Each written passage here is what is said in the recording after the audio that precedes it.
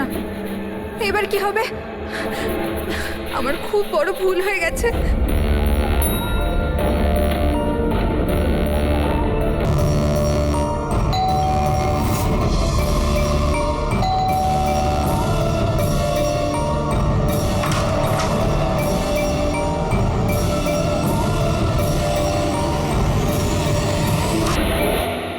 এদিকে এসো, এদিকে এসো। সব সব ঠিক আছে তো? তোমায় এভাবে কেউ দেখেনি তো? কেউ সন্দেহ করেনি তো? হ্যাঁ, সন্দেহ? বলো। কেমন সন্দেহ? কি অঞ্জলি, তুমি কাঁদছো কেন? আর তোমার চোখগুলো এরকম বসে গেছে কেন? তুমি তুমি এত কাঁদছো কেন? কি হয়েছে? তুমি আমায় জিজ্ঞাসা করছো কি হয়েছে? তুমি জানো না কি হয়েছে? আমি কি করে জানবো কি হয়েছে? আমি তো এইমাত্র বাড়ি এলাম। রঞ্জন, তুমি পাগল হয়ে গেছো নাকি আমায় পাগল বানাচ্ছো? এত বড় ঘটনা ঘটে গেল আমাদের সাথে আর তুমি এমন বিহেভ করছো যে যেন কিছু হয়ইনি। কি কি খেলা খেলছো তুমি? কি খেলা আরে আমি খেলছো কোনো তুমি? খেলা খেলছি না। কি তখন থেকে বলে চলেছো তুমি? রঞ্জন, কিছু ঘন্টা আগে তুমি তুমি খুন করেছো। কি? ওই লাশটা টুকরো করে ওই টুকরোগুলোকে পুকুরে ফেলে দিয়েছো আর আর তুমি এমন বিহেভ করছো যেন কিছু হয়নি। মনে করো তুমি কেন এমন বিহেভ করছো? অঞ্জলি, তোমার কি হয়েছে? কিছু নেশা টেশা করেছো নাকি তুমি? হ্যাঁ, পাগলের মতো কথা বলছো। আরে কি খুন, কি মার্ডার, কি কি এক মিনিট, এসব? এক হোয়াট মিনিট। Is wrong with you?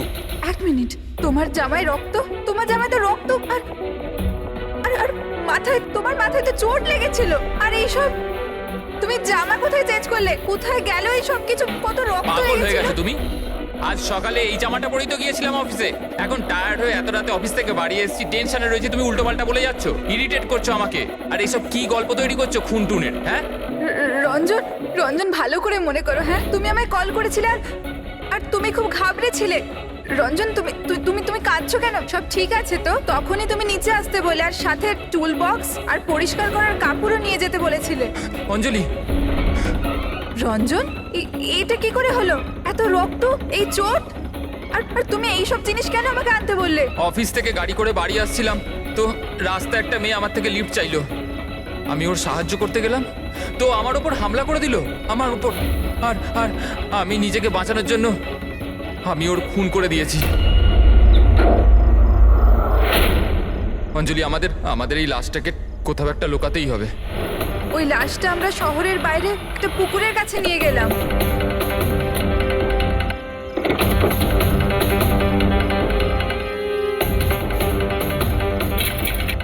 আর সেখানে তুমি বলার পর আমরা লাশটাকে টুকরো টুকরো করেছিলাম, সেগুলো প্লাস্টিক ব্যাগের মধ্যে ঢুকিয়ে আর আর ওই পুকুরে ফেলে দিলাম। আর তারপরে তুমি আমার বাড়িতে ড্রপ করে দিলে আর তুমি বলেছিলে যে তুমি একটু পরেই বাড়ি চলে আসবে।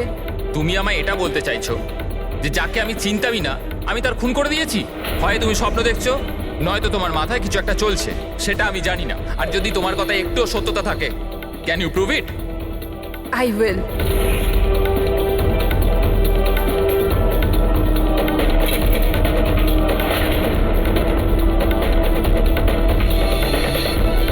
এই দেখো, আর এই দেখো। এবার বলো, প্রুফ চেয়েছিলে না তুমি? এই দেখো প্রুফ। এবার বলো, এই জামাগুলোতে রক্ত কোথা থেকে এলো? এমনটা নয় তো যে এগুলো তুমিই করেছো আর তুমি আমাকে ফাঁসানোর চেষ্টা করছো? আচ্ছা, এবার আমি বুঝতে পেরেছি। তোমরা সবাই মিলে আমার সাথে ইয়ার্কি মারছো না তো? ওখানে অফিসেও আমার কলিগেরা এক মাস ধরে উল্টো পাল্টা বলেই চলেছে যে আমি তোকে ওখানে দেখেছি, আমি তোকে এখানে দেখেছি। আর আমি বলে বলে হাঁপিয়ে যাচ্ছি যে আমি ওখানে ছিলামই না। কিন্তু এখন যেটা তুমি করছো না, এটা কিন্তু ভুল করছো। এইসব একটা ইন্টেলিজেন্স চক্রান্ত, যেটা তুমি প্ল্যান করেছো। তুমি খুন করেছো অঞ্জলি, আর তুমি এটাতে আমাকে ফাঁসাতে চাও। আমি যাচ্ছি পুলিশের কাছে, সিআইডি কে ডাকবো। ছাড়ো। কেন এমন করছো? রঞ্জন, রঞ্জন তুমি খুন করেছো, তুমি সিআইডি কে কেন ডাকছো?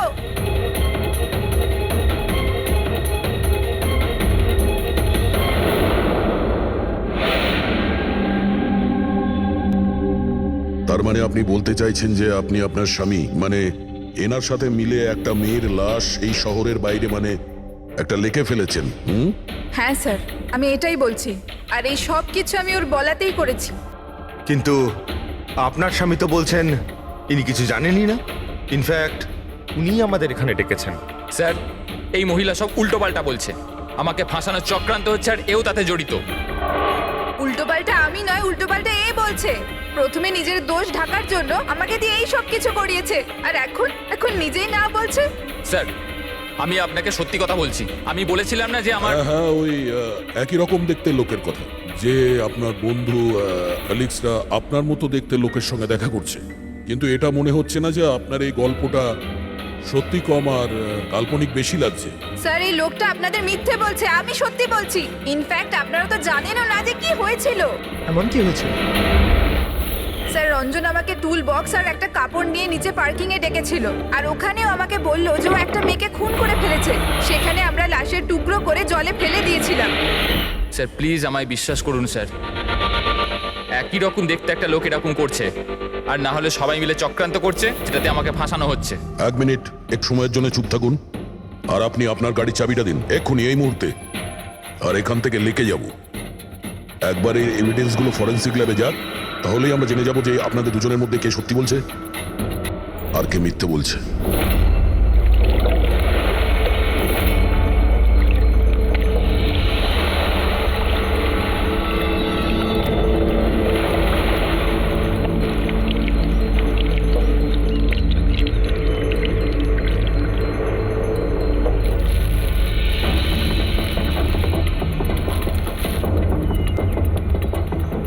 এই মেয়েটা কে?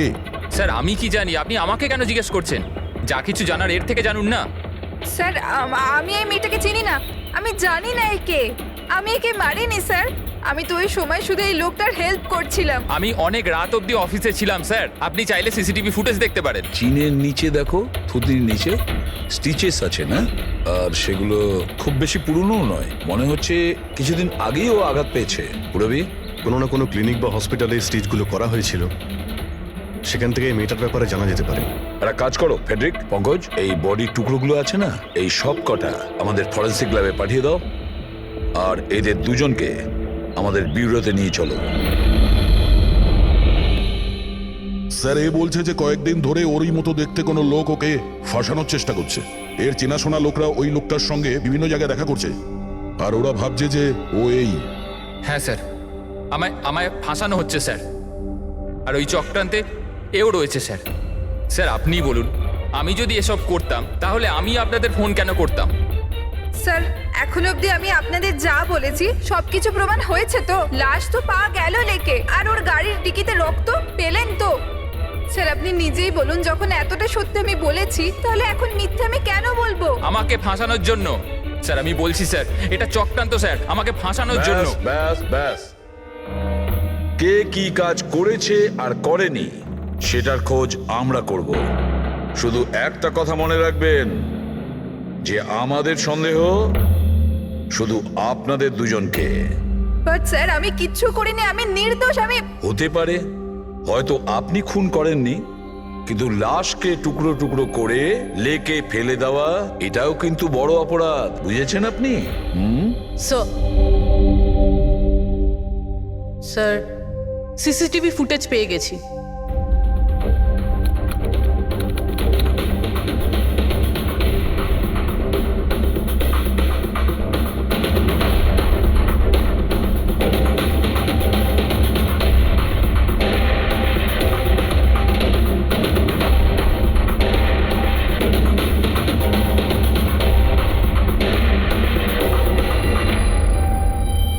এ তো খালি।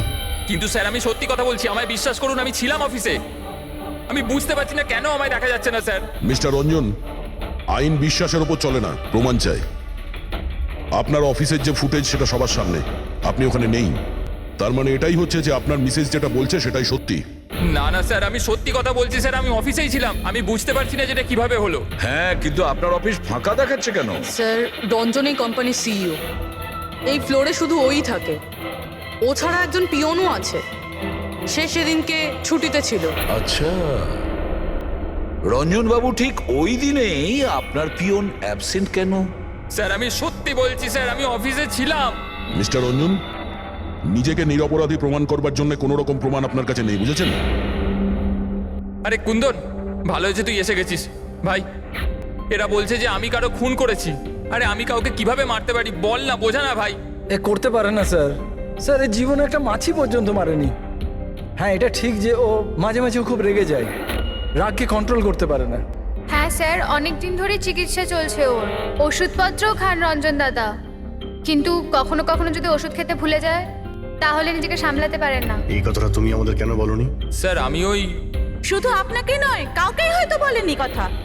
আমার ক্ষমতা চলতো তো তার এই বিয়েটা হতেই দিতাম না। আমি তো আমার মেয়ের কাছে হেরে বসে আছি। এই লোকটা তো একটা সাইকো সাইকো। এই রঞ্জন একজন মানসিক রোগী। এর পার্সোনালিটি ডিসঅর্ডার আছে। এর মাথা তো সেটাই মনে রাখে যেটা ও মনে রাখতে চায়, বাকি সমস্ত কথা তো এ ভুলে যায়। হতেই পারে স্যার যে খুনটা এই করেছে আর ভুলে গেছে। ব্যাপারটা হচ্ছে যে আমি আগে অসুস্থ ছিলাম, কিন্তু তারপর আমি ঠিক হয়ে গেছিলাম। আপনি এরম কেন বলছেন? কুন্দন কুন্দন তুই বল, আমি সত্যি বলছি কিনা। বৌদি আপনি বলুন না। আরে তুমিই বলো না। আপনারা আমায় এভাবে কেন দেখছেন? আরে আমি সাইকো নই, আমি অসুস্থ নই, কোনো মানসিক রোগ নেই আমার, একদম ঠিক আছি আমি। আরে বলো না, বলো না। বাস, অনেক হয়েছে। এটা তোমার বাড়ি নয়, ব্যুরো। এই নাটক এখানে চলবে না। একটা কাজ করো, পাশের ঘরে গিয়ে এনাদের বসাও। যান। ওই দিকটা যান যান। সমস্ত প্রমাণ ওই রঞ্জনের বিরুদ্ধে, আর তাছাড়াও ওর আচরণটা ঠিক নেই। কিন্তু বুঝে উঠতে পারছি না, জানি না কেন আবার এই ব্যাপারটা এড়িয়েও যেতে পারছি না। ও বারবার আমাদেরকে বলছে যে অফিসের সিসিটিভি ফুটেজটা চেক করুন। আমি অফিসে ছিলাম। এতটা জোর দিয়ে কেউ বলতে পারে না। আরও একটা ব্যাপার স্যার, ফোন ওই করেছিল। কোনো খুনি এরকম কেন করবে?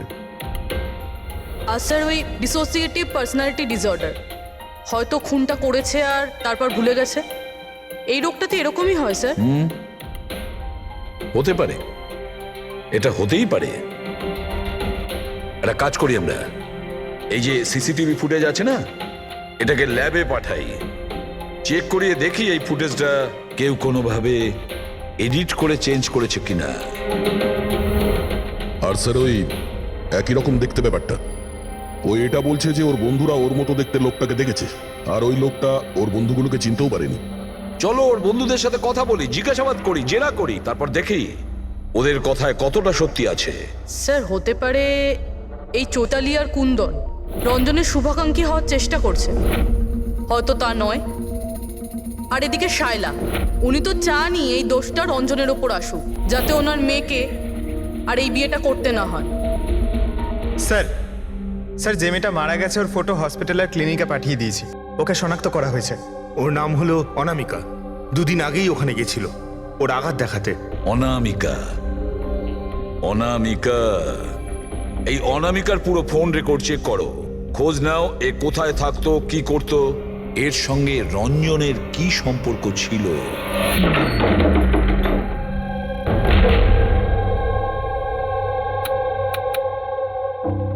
স্যার অনামিকা হসপিটালে এই অ্যাড্রেসটাই দিয়েছিল।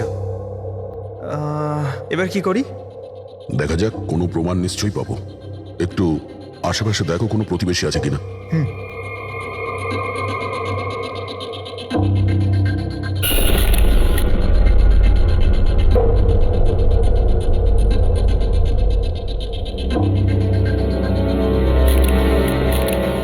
স্যার হ্যাঁ, এর নাম অঙ্কিত, অনামিকার প্রতিবেশী। হ্যালো স্যার, কি হয়েছে বলুন? অনামিকা ঠিক আছে তো? না, অনামিকার খুন হয়ে গেছে, আর আমরা সেই জন্যই এর তদন্ত করছি। আপনি ওর ব্যাপারে কিছু বলতে পারেন যার সাহায্যে আমরা খুনি পর্যন্ত পৌঁছতে পারি? না স্যার, আমি ওর ব্যাপারে বেশি কিছু তো জানি না। হ্যাঁ, তবে এটুকু জানি যে ও অ্যাসিস্ট্যান্ট ডাইরেক্টর ছিল আর এখন একটা ইন্টারন্যাশনাল শর্ট ফিল্মে কাজ করছিল। ইন্টারন্যাশনাল শর্ট ফিল্মে? আচ্ছা, ওর কোনো বন্ধু কিংবা আত্মীয় যে এখানে ওর সঙ্গে থাকতো? ও তো এনারাই ছিল স্যার, এই কিছু মাস আগেই এখানে থাকতে এসেছিল। আমি তো ওর পরিবারের কাউকে দেখিনি।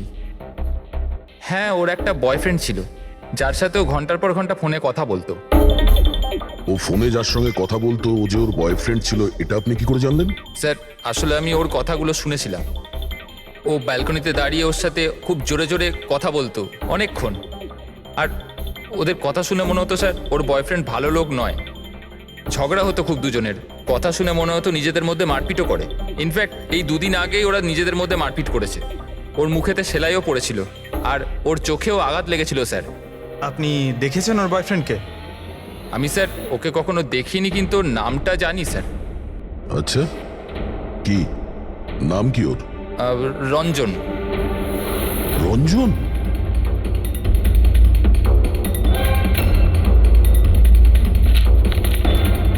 স্যার, হ্যাঁ, এই দেখুন, এই অনামিকার পাসপোর্টে এই বার্সেলোনার ভিসা লাগানো রয়েছে। বার্সেলোনা? এ কি স্পেনে যেতে চাইছিল নাকি? স্যার অনামিকা স্পেন থেকেই এসেছিল স্যার। আমি ওদের কথা শুনেছিলাম। স্যার ও বিরক্ত হয়ে গেছিল রঞ্জনের জন্য, সারা জীবনের জন্য স্পেন ফিরে যেতে চাইছিল। স্যার, আমার মনে হয় ওর খুন রঞ্জনই করেছে। ও চাইতো না যে ও স্পেনে চলে যাক।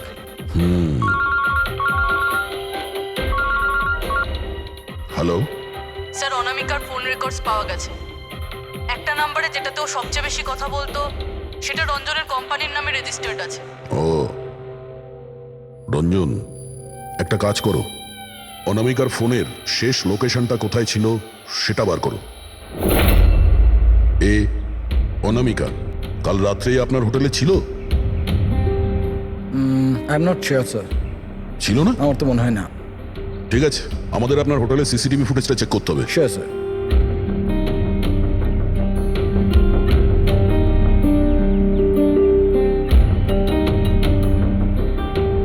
এই তো অনামিকা।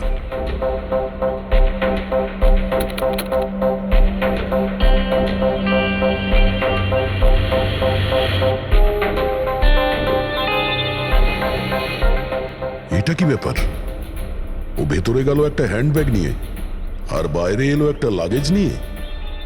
আর সঙ্গে এই ছেলেটাকে? স্যার ও তো আমাদের বেল বয়। ওয়েল বয় কোথায় আছে এখন? কাল রাত্রে তুমি যখন ওই মেয়েটার লাগেজ নিয়ে বাইরে যাচ্ছিলে তখন ওর জন্য কেউ অপেক্ষা করছিল বাইরে? হ্যাঁ স্যার, একজন লোক তো ছিল, ওর জন্য ওয়েট করছিল। কে ছিল? লম্বা রোগা করে একজন ছিল। লম্বা রোগা করে? এ ছিল ওই লোকটা? স্যার মনে হচ্ছে তো এরকমই ছিল। দেখে তাই মনে হচ্ছিল মানে? স্যার ও দূরে দাঁড়িয়ে ছিল, তাই আমি ঠিকমতো দেখতে পাইনি। ও, তার মানে এই রঞ্জন, ও আমাদের মিথ্যে কথা বলেছে। ও অনামিকাকে আগে থেকেই চিনতো আর শেষবার অনামিকা ওর সাথেই ছিল। রঞ্জন বলছে যে আপনারা ওকে আলাদা আলাদা জায়গাতে দেখেছিলেন, কিন্তু ও বলছে ও ওখানে ছিলই না। ব্যাপারটা কি বলুন তো? স্যার আমি একদিন কফি শপে কফি খাচ্ছিলাম, আমি দেখলাম যে রঞ্জন বাইরে কারোর সাথে কথা বলছে। রঞ্জন, রঞ্জন, এই রঞ্জন! স্যার আমি যখন ওকে ডাকলাম ও জানি না কেন আমার কথা না শুনে অন্যদিকে চলে গেল। রঞ্জন! কিন্তু স্যার যখন আমি এই ব্যাপারে ওর সঙ্গে কথা বললাম তখন ও বললো যে ওখানে ছিলই না। আমি জানি না ও কেন মিথ্যে কথা বললো। আর লীলা দেবী, ওকে আপনি কোথায় দেখেছিলেন? কান্দিওয়ালাতে একটা জুয়েলারি শপে। ওর সঙ্গে একটা মেয়েও ছিল। রঞ্জন, রঞ্জন! আচ্ছা, এই মেয়েটা ছিল কি? হ্যাঁ স্যার, এই মেয়েটাই ছিল। কিন্তু যখন ওর সঙ্গে আমি ফোনে কথা বললাম, বলতে শুরু করলো আমি তো ওখানে ছিলামই না। আর তোমার সঙ্গে কি এটাই ঘটেছে? হ্যাঁ স্যার, ও বাজারেতে আমার সামনে দিয়ে যাচ্ছিল। আমি ওকে হাত দেখালাম, হাই বললাম, মদন রে, কিন্তু ও সরাসরি আমায় ইগনোর করলো, অটোতে বসে চলে গেল। এদিকে দেখ ভাই, আমি রঞ্জন, রঞ্জন! ঠিক আছে, thank you very much. Sir এদের কথা শুনে মনে হচ্ছে রঞ্জন ইচ্ছে করে ওদের সামনে এসেছিল আর এরকম বিহেভিয়ার করেছে। কিন্তু অভিজিৎ, কি কারণ হতে পারে? এরকম ব্যবহার কেন রঞ্জন করেছিল? না না না না, কিছু না কিছু গোলমাল তো নিশ্চয়ই আছে অভিজিৎ। যেখানে যেখানে এরা রঞ্জনকে দেখেছে না, দেখি ওখানে কোনো সিসিটিভি ফুটেজ পাওয়া যায় কিনা।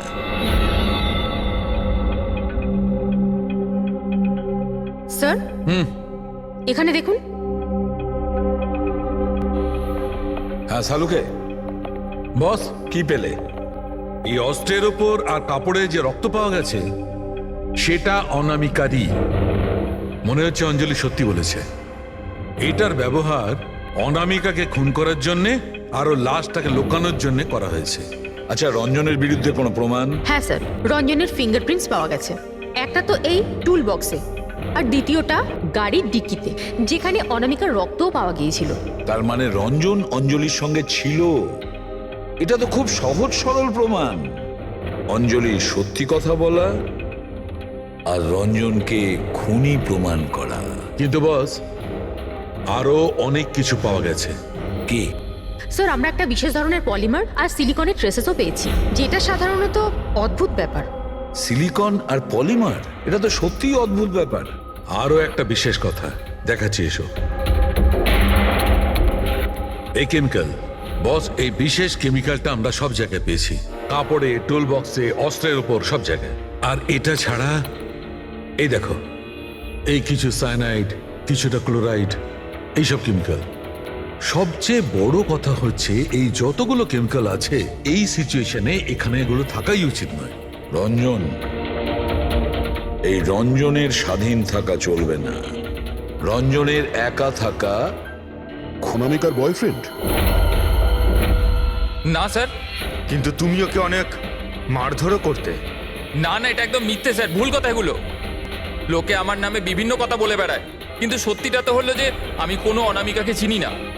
আচ্ছা, এই তোমার ক্রেডিট কার্ডের বিলস, এগুলো তো চেনো না? এই দেখো, এই অনামিকার বার্সেলোনার ফ্লাইটের টিকিট তোমার ক্রেডিট কার্ড থেকে কেনা হয়েছে। আর ও যে নাম্বারটায় ঘন্টার পর ঘন্টা কথা বলতো সেটা তোমার কোম্পানির নামে রেজিস্টার করা আছে। আর সব থেকে বড় কথা, তোমার গাড়ির ডিকিতে অনামিকার রক্তের ছাপ পাওয়া গেছে। আর তুমি কি মনে করছো যে আমরা এর ওর কথা শুনে তোমার উপর দোষ চাপাচ্ছি? এই সমস্ত প্রমাণই যথেষ্ট এটা প্রমাণ করার জন্য যে তুমি অনামিকাকে খুন করেছো। না স্যার, আমি কারোর খুনটুন করিনি। আর স্যার, এই ক্রেডিট কার্ড, স্যার আমার কাছে তো অনেক ক্রেডিট কার্ড আছে স্যার।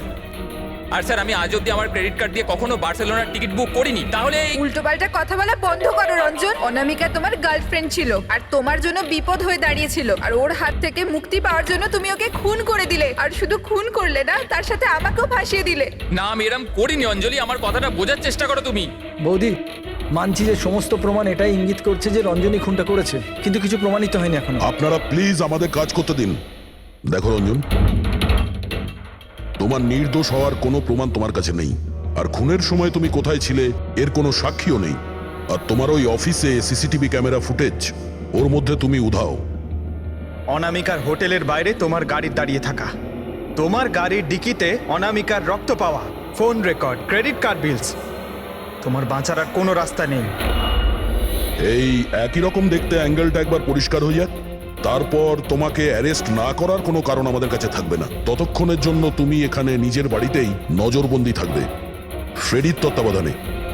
আর আপনারা তদন্ত শেষ না হওয়া পর্যন্ত আপনাদের মধ্যে কেউ এখান থেকে যাবেন না। ফ্রেডি, নজর রেখো। Sir, sir please sir, sir আমার কথাটা বোঝার চেষ্টা করুন, আমি কিচ্ছু করিনি।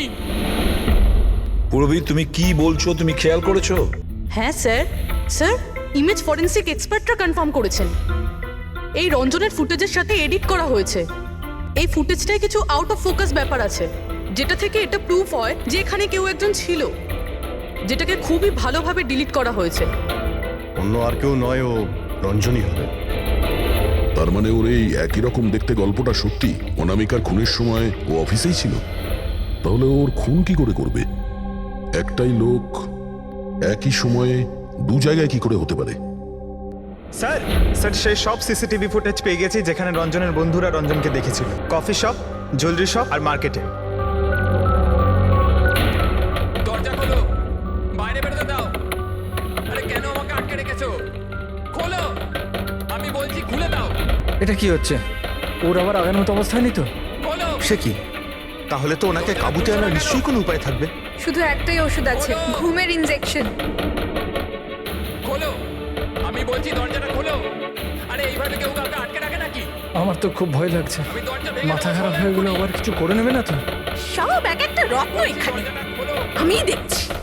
আরে কেন আটকে রেখেছো আমায়?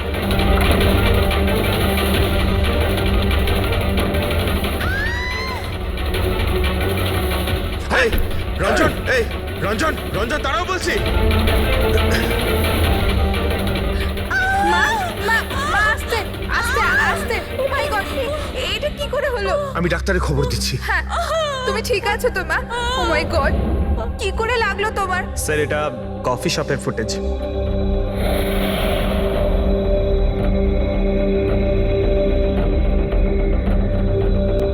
স্যার এবার জুয়েলারি শপ।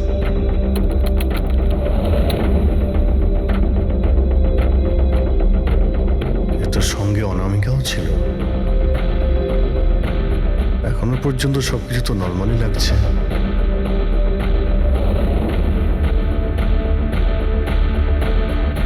স্যার এবার মার্কেট প্লেস।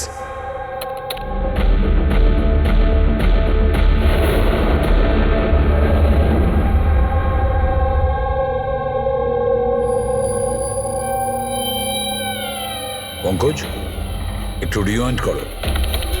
হ্যাঁ, আগে ওই রঞ্জনকে জুম করো।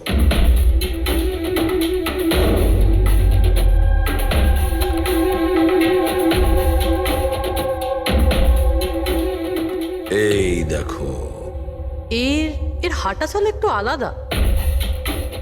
ও অন্য ধরনের জুতো পরে রয়েছে।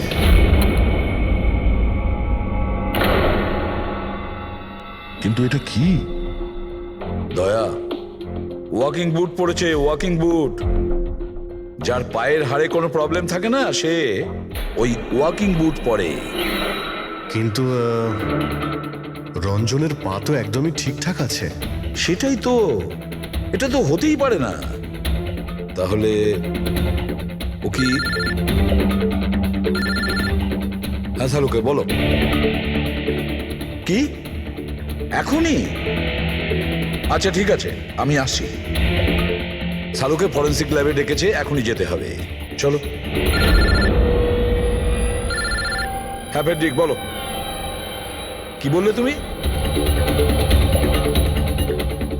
ঠিক আছে, হ্যাঁ ওখানেই থেকেও। ফেডরিক বলছিল রঞ্জন পালিয়ে গেছে শাইলার উপর আঘাত করে। কিন্তু ফ্রেডি তো ছিল ওখানে। সেটাই তো। একটা কাজ করো দা, তুমি আর পঙ্কজ ওখানে চলে যাও, আমরা ফরেন্সিক ল্যাবে যাচ্ছি। আচ্ছা সালুকে, তুমি রঞ্জনকে গ্রেপ্তার করতে বারণ করেছিলে, ব্যাস ও তো ওদেরকে আঘাত করে পালিয়ে গেছে। আর তুমি এখানে এসব কি করছো? এখানে এখানে এরকম মিউজিয়াম সাজিয়েছো কেন? মিউজিয়াম নয় বস, তাহলে? এটা হচ্ছে সেই ধাঁধাটার জবাব যেটা আমরা সলভ করতে পারিনি। হ্যাঁ, রঞ্জন পালিয়ে যাওয়াতে আমার খুব আফসোস হয়েছে, কিন্তু আই এম শিওর তোমরা ওকে ঠিক ধরে ফেলবে। তোমাদের মনে আছে ওই যে কেমিক্যালটা আমরা ক্রাইম স্পটে পেয়েছিলাম? তো তার সঙ্গে ওর কি সম্পর্ক? সেটা আমি আপনাদেরকে বলছি। আপনি কে? এ হচ্ছে জগৎ। এক মিনিট, সবকিছু বুঝতে পারবে বস। বেহুল, হাই স্যার। এবার এর সঙ্গে আবার এই কেসের কি সম্পর্ক? আপনারা ওর সাথে একটু মন দিয়ে কথা বলুন, দেখুন সবকিছু জানতে পারবেন। এটা বলুন তো যে আপনি কে, আর এই কেসের সঙ্গে আপনার কি সম্পর্ক? এক মিনিট। এনার চোখগুলো দেখে তো কেমন যেন একটা মনে হচ্ছে। শুধু চোখই নয়, এনার তো পুরো মুখের মধ্যেই কিছু গোলমাল আছে অভিজিৎ, ফেসের ওপরে গোলমাল আছে।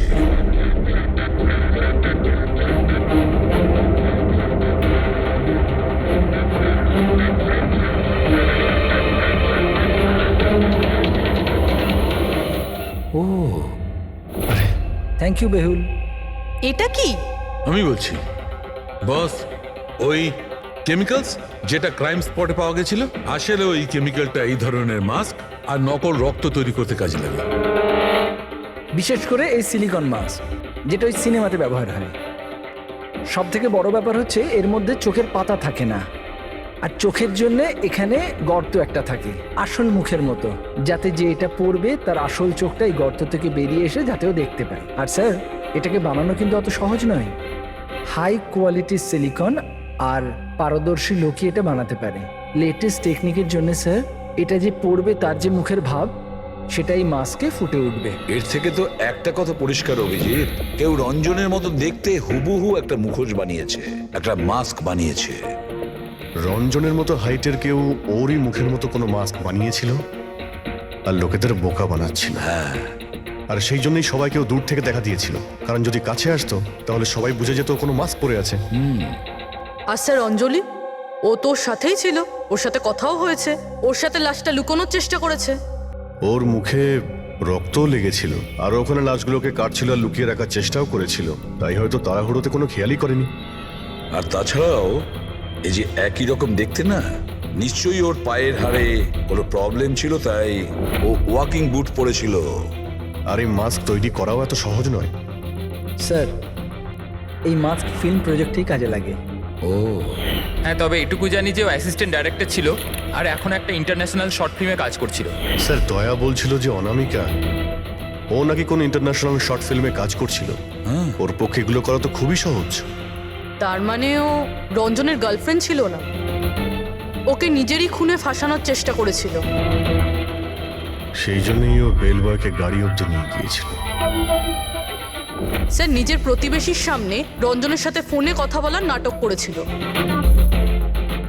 মানলাম অভিজিৎ, আমি মানলাম, কিন্তু কেউ নিজের মৃত্যুর ষড়যন্ত্র নিজে কেন করবে? মানে আমি বলতে চাইছি, অনামিকা তার নিজের মৃত্যু কেন নিজে ডেকে আনবে?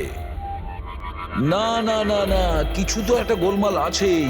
কেউ তো একজন আছে যে অনামিকাকে শিখণ্ডি খাড়া করেছে, আর সেই পুরো কেসটার মাস্টার মাইন্ড, বুঝেছো? আপনাদের মাথা খারাপ আছে? ফ্রেডি ইনজেকশন নেওয়ার জন্য ভেতরে গেছে আর তোমরা ওই লোকটাকে ছেড়ে দিলে। আমরা তোকে পালাতে দিইনি, আমরা কি দরজা খোলার কি দরকার ছিল? ওই লোকটা যে মানসিক অবস্থা নিয়ে এখান থেকে পালিয়ে গেছে, কে জানে কার সাথে কি করে দেবে। শায়লা দেবীর ওপর হামলা করেই দিয়েছে।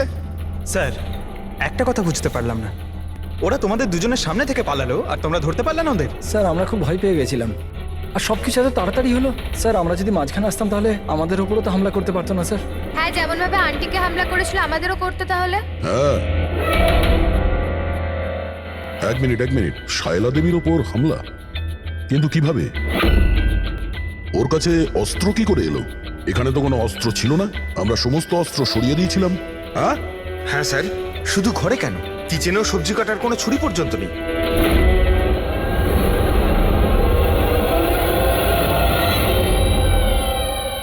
স্যার এ হলো আমাদের প্রোডাকশন হাউসের মেকআপ আর্টিস্ট, আর স্যার এর মাস্ক বানাতেও এক্সপার্ট। তুমি অনামিকার জন্য মাস্ক বানিয়েছিলে, তাই না?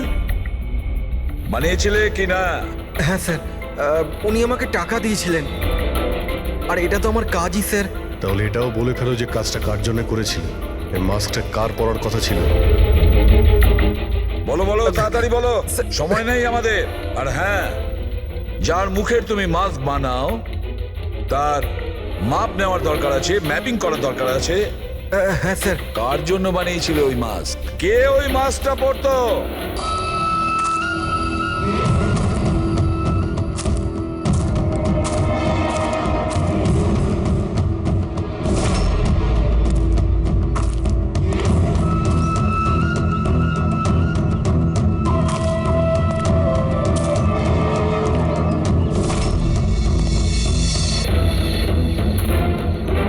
কে তুমি? হ্যাঁ, কে তুমি? কি চাও? কেন আমাকে বেঁধে রেখেছো? আমার তো মনে হয়েছিল আমাকে দেখে তুমি খুব খুশি হবে, কারণ আমিই তো হচ্ছে সে যাকে তুমি খুঁজে চলেছ। তোমারই আর এক রূপ। রূপ? কিন্তু তোমার মুখ তো আমার সাথে মেলে না। কারণ এটাই, আমি তোমার মতন মুখের মাস্ক পরে নেই এখন, নাহলে তুমি আমাকে চিনতে পারতে না যে আসল তুমি না আমি। আর একটা কথা, আমি তোমার আওয়াজে কথাও বলতে পারি। কিন্তু তুমি এমন কেন করছো? যাতে অনামিকার খুনের জন্য তোমার জেল হয়ে যায়। কিন্তু আমার তোমার সাথে কি শত্রুতা? আমি তো তোমাকে চিনি অবধি না। ওসব জেনে তুমি কি করবে? এখন তো শুধু এইটুকুনি জেনে রাখো যে আমার এত পরিশ্রমে সিআইডির লোকেরা জল ঢেলে দিয়েছে, আর আমার কাছে শুধুমাত্র এখন একটাই রাস্তা বাকি আছে, যে তোমাকে আমি মেরে ফেলবো।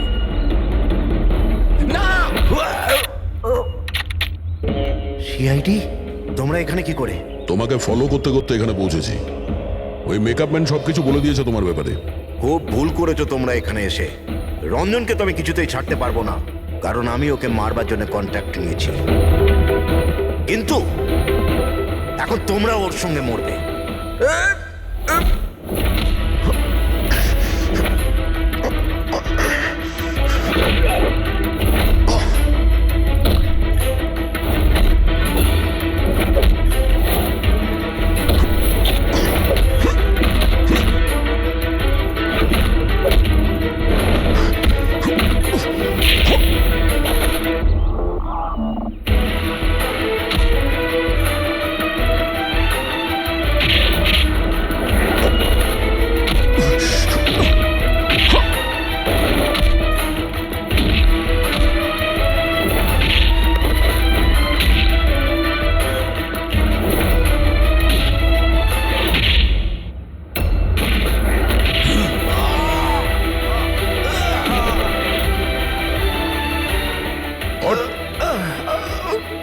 তোকে মারার কন্ট্রাক্ট দিয়েছিল? হ্যাঁ, কে দিয়েছিল? অনামিকা মারা যাওয়ার পরেও তোমাদের প্ল্যান চালু আছে। কে মাস্টার মাইন্ড? আমায় ক্ষমা করে দাও মা। তোমার মতের বিরুদ্ধে গিয়ে বিয়ে করে আমি অনেক বড় ভুল করে ফেলেছি। কখনো ভাবতেও পারেনি যে ও এইসব করতে পারে। রঞ্জন কোথায়? ওকে পেলেন না আপনারা? পাওয়া গেছে রঞ্জনকে। আপনারা সবাই এটা জেনে হয়তো অবাক হবেন যে রঞ্জন নির্দোষ। এটা আপনারা কি বলছেন? খুন রঞ্জনই করেছে? একদম না, রঞ্জন খুন করেনি। খুন করেছে আপনাদের মধ্যেই কেউ একজন। আমরা? কিন্তু আপনি তো জানেন যে এদের সবার উপস্থিতিতেই রঞ্জন আমাকে আঘাত করেছে। কি করে করলো? মানে কোন জিনিস দিয়ে আপনার উপর আক্রমণ করেছিল? আমি বলেছিলাম না যে ও ছুরি দিয়ে আমাকে আঘাত করেছিল। কিন্তু ছুরি তো ছিল না ঘরে, আমরা সমস্ত অস্ত্র সরিয়ে দিয়েছিলাম আগে থেকে। আপনার এই আঘাত ছুরি দিয়ে নয়, বরং নেইল ফাইল, নখ কাটার জন্য যেটা ব্যবহার করা হয়, আপনার এই আঘাত সেটা থেকে লেগেছে। মনে হচ্ছে উনি এখনো কনফিউজড। কোনো ব্যাপার নয়, ওনাকে আমরা সাহায্য করছি। ফ্রেডি,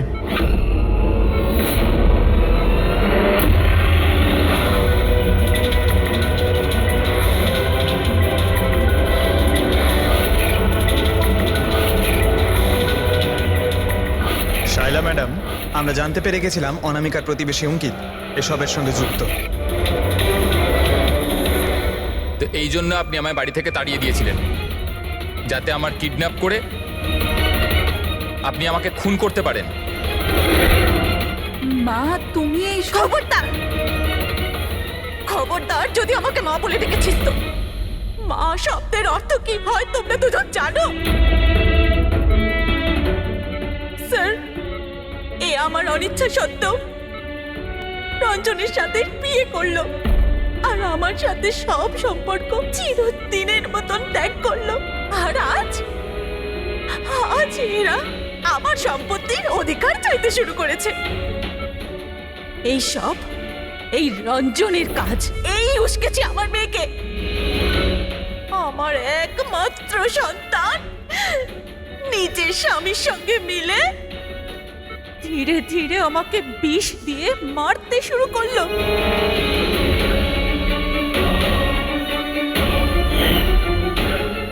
দুভোটা তাড়াতাড়ি করো অঞ্জলি, এটা নিয়ে গিয়ে মায়ের ঘরে রেখে দাও, যাও।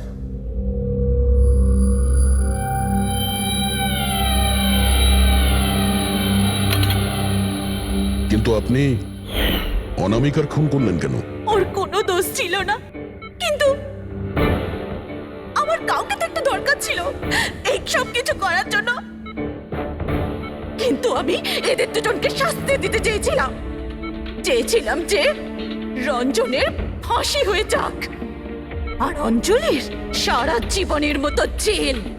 শায়লা দেবী, এদের প্রতি আপনার ঘৃণা আপনাকেও এদেরই মতন অপরাধী বানিয়েছে। এদের দুজনের তো শাস্তি হবেই।